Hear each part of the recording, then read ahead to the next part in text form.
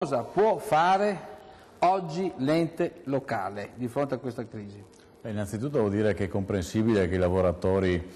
esasperati o preoccupati per il loro futuro, per la loro famiglia, protestino e vengano a protestare nella sede della Regione. Io li comprendo perché questa amarezza e l'angoscia del futuro giustifica questo atteggiamento, però ho cercato di spiegare oggi in aula e poi anche nell'incontro che abbiamo avuto con i sindacati e con i lavoratori stessi fuori dal Consiglio che la Regione è alleata a loro, non è una controparte negativa, solo che la Regione deve con responsabilità e serietà dire purtroppo come stanno le cose e dire talvolta che le soluzioni non si riescono a trovare se non c'è la volontà da parte delle aziende di trovare delle soluzioni. Penso ai casi che abbiamo trattato oggi, la Luvata e altri ancora. Noi facciamo ogni sforzo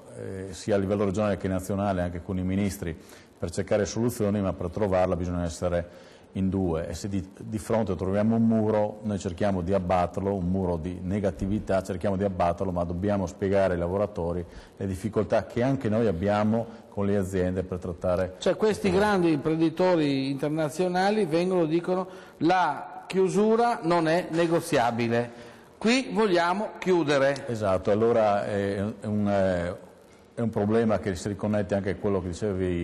diceva lei in apertura, cioè il problema che non abbiamo degli imprenditori, talvolta non abbiamo degli imprenditori locali con cui confrontarci, non abbiamo una proprietà italiana o regionale con cui si può discutere apertamente e trovare delle soluzioni attraverso le finanziarie, attraverso la flessibilità, attraverso gli ammortizzatori sociali. Abbiamo delle multinazionali che hanno proprietà spesso collocate in Svezia, a Londra, in America, abbiamo fondi di investimento i quali spesso addirittura si rifiutano anche di venire ai tavoli, per cui noi abbiamo un caso aziendale in provincia di Pordenone con un fondo Bain Capital, un fondo internazionale fortissimo, con il quale stiamo cercando di avere un colloquio, abbiamo coinvolto anche il ministro Scajola, eppure è difficile anche attraverso il Ministero avere un colloquio serio e così produttivo con queste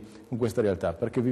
ci quindi ti snobbano, non vengono neanche, sono chiudono. Realtà multinazionali per le quali il Friuli, il Veneto o l'azienda di 150-200-500 dipendenti sono una delle tante che hanno, la logica è solo quella speculativa, se l'azienda non rende si chiude. E allora